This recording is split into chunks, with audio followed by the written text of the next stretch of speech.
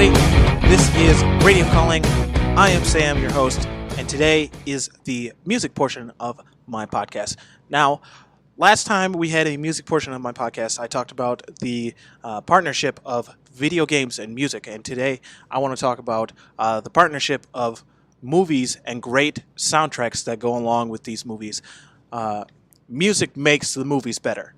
This is just it's a known fact. You have those wonderful opening titles of sound, like Star Wars, the Jaws theme, stuff of that nature that are done by an orchestra. But there's another side of it.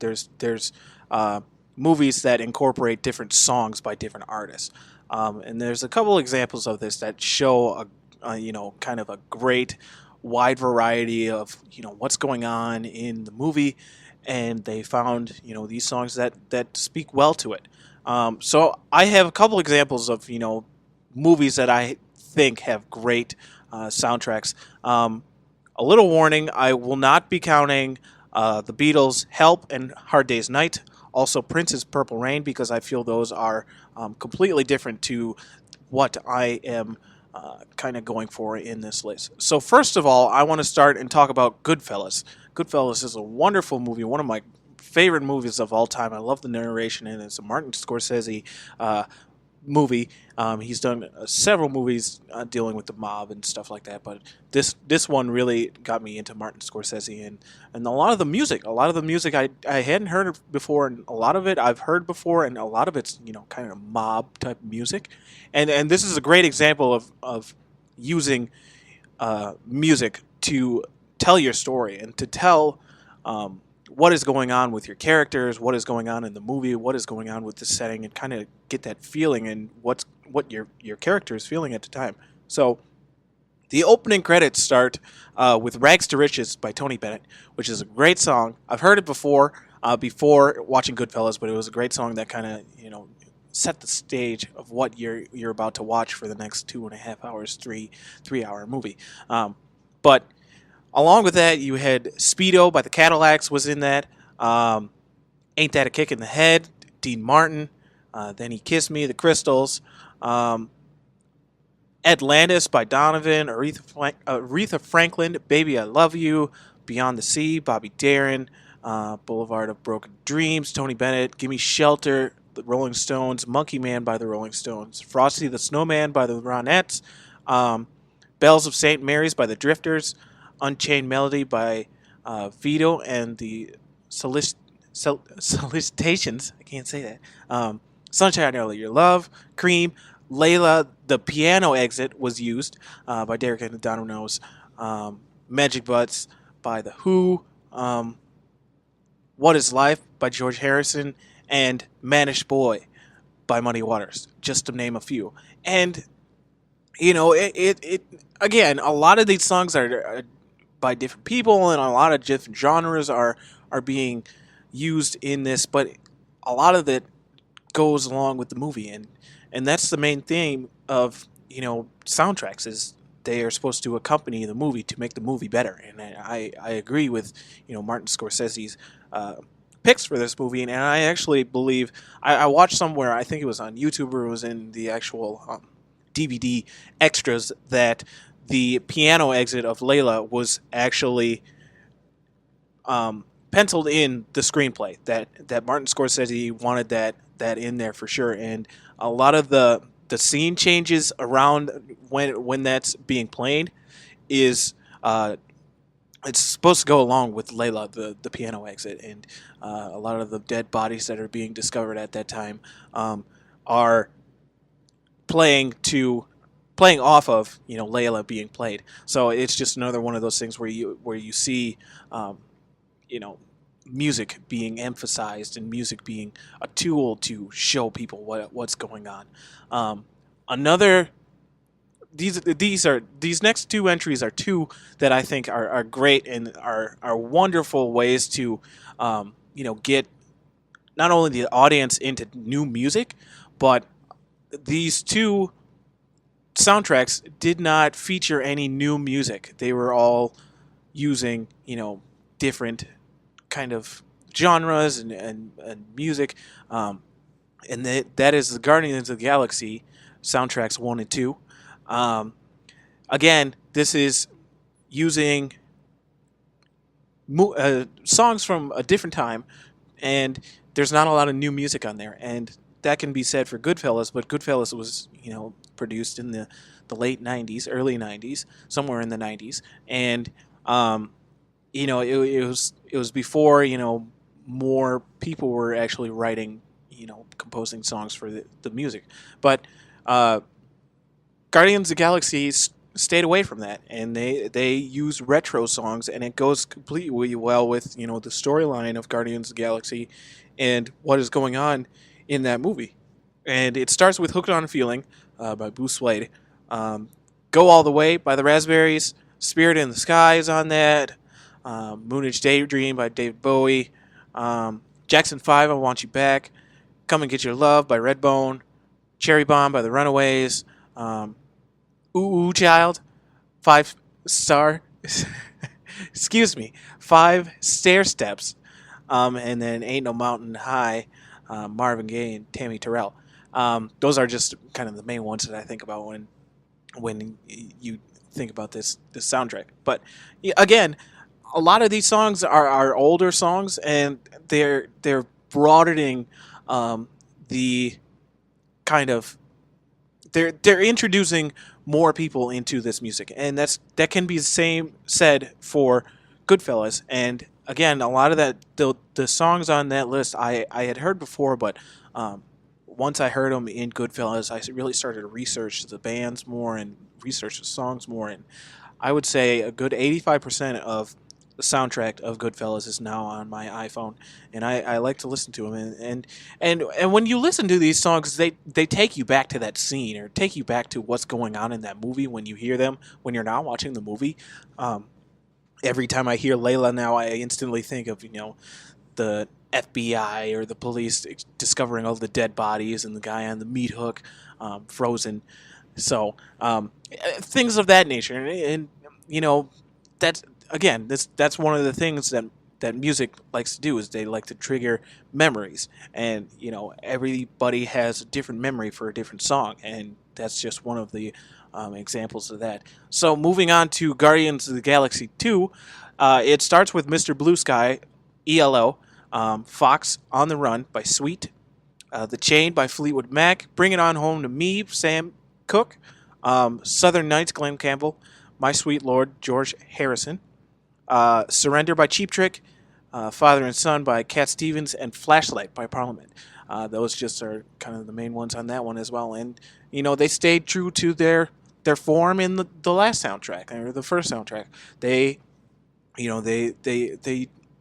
didn't stray away from using classic songs and classic, songs that older people from different generations like, and it's bringing together both generations, the generation after mine, of course, and previous generations before me. So you have that common ground, and you can talk about I like this song by ELO, or I like this song by Sweet, or I like Sam Cooke, and maybe I should do more research on that. And it's a great tool, and I applaud Guardians of the Galaxy and the Marvel studios for using songs like this to, kind of expand the horizon of what music could be or what music was back in the day. And, it's completely different from what music is now. And, again, it's opening up different people to new kind of music and stuff like that. So I applaud Guardians of the Galaxy for doing this. Now, the next one uh, goes from the 50s to about the 70s in terms of music genres, and that is Forrest Gump. If you haven't seen Forrest Gump, you need to watch Forrest Gump. There's a lot of great music in there, and a lot of the music changes with the times as it should, because there's a lot of periods changing in that story as you go along with Forrest Gump as he tells it. So it starts with Hound Dog by Elvis Presley, and then you go to Land of 100 Dances, or 1,000 Dances, excuse me, Wilson Pickett, Blown in the Wind by Joan Baez, Fortunate Son by CCR, I Can't Help Myself by the Four Tops, Respect, Aretha Franklin, Rainy Day Woman, number 12 and 35, Bob Dylan, Sloop John B. by the Beach Boys, California Dreamin', the Mamas and Papas, For What It's Worth, Buffalo Springfield, Break On Through to the Other Side, The Doors, Mrs. Robinson, Simon and Garfunkel, Get Together, The Youngbloods, San Francisco, Scott McKenzie, Turn, Turn, Turn, The Byrds. The list goes on and on. And again, there's a lot of stuff in there. Leonard Skinner, Sweet Home Alabama's in there. Running on Empty by Jackson Browne is on there as well. And again, the you see where the genres start and where they end, and there's a lot of songs in there that not only define what is going on in that movie at the time, but they define a generation. Fortunate Son by CCR, you instantly think of Vietnam, or that's at least what I think of. You hear California Dreamin' or Turn Turn Turn, or there's Volunteers by Jefferson Airplane. You think of the hippie counterculture that was happening and starting in San Francisco. Of course, San Francisco by Scott McKenzie is on there as well, which kind of reiterates the fact. But this is another example of music making movies better and making you think about different things when you hear this music, and it just transforms you back to a different time when you hear this music that's from movies, or it transforms you back to different thoughts and what's going on during that time. And 1967 is a very interesting time in American history.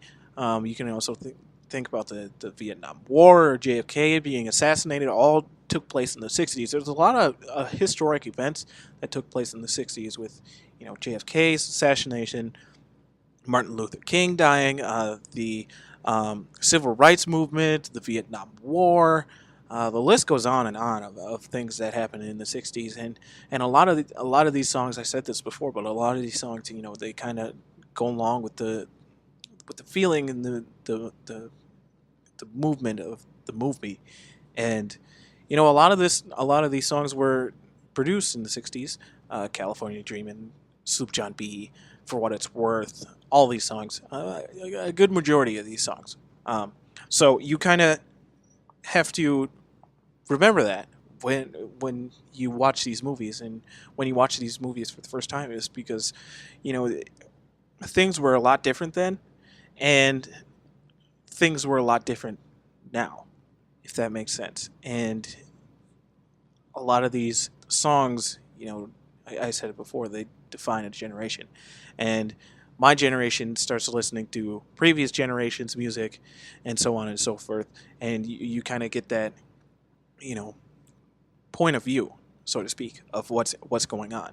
So another, kind of period movie is The Wedding Singer, Adam Sandler's movie. A lot of 80s songs in that movie, and of course it takes place in the 80s. So you have a lot of different songs from the 80s, a lot of that kind of techno pop rock songs of the 80s that are on that album. It starts with Video Killed the Radio Star, Do You Really Want to Hurt Me by the Culture Club, How Soon Is Now by the Smiths, Hold Me Now, Thompson Twins, Every Day I Write the Book, Elvis Costello, White Wedding, Billy Idol, not Billy Joel, China Girl, David Bowie, Blue Monday by New Order, Pass the Dutchie, Musical Youth, I love that song, and then you have Rapper's Delight by the Sugar Hill Gang. So you have a lot of variety in that soundtrack, but you also have a lot of music that, again, it defines a generation. It defines what people were listening to then, and it transforms you back to the 80s, and you feel like you're in the 80s when you watch that movie and you hear this music. And a lot of it's for older generations, it's a lot of it, again, it takes you back. And I'm sure it's not just older generations, but it really speaks to older generations just to remember the times of the 80s, because obviously I was not born in the 80s, I was born in the 90s, but obviously it takes you back to the 80s, and you feel that 80s kind of feel. But the same could be said for me when I was in the 90s and I hear any song from the 90s. I can remember instantly where I was, what I was doing, kind of things, depending on what the song is. But you know, it's it's a wonderful aspect of movies is to incorporate not only original scores for movies, but also incorporate different songs. And you see that with Goodfellas, as I discussed, and Guardians of the Galaxy, Forrest Gump, and now The Wedding Singer. It's good to not limit yourself to orchestra songs. Although there's nothing against orchestra songs.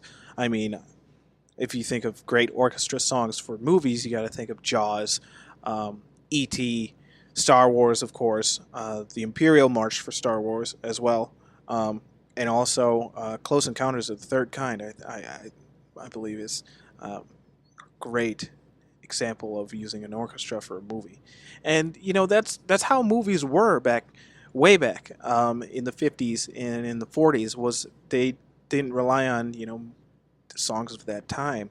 They relied on orchestras and big orchestras to be exact.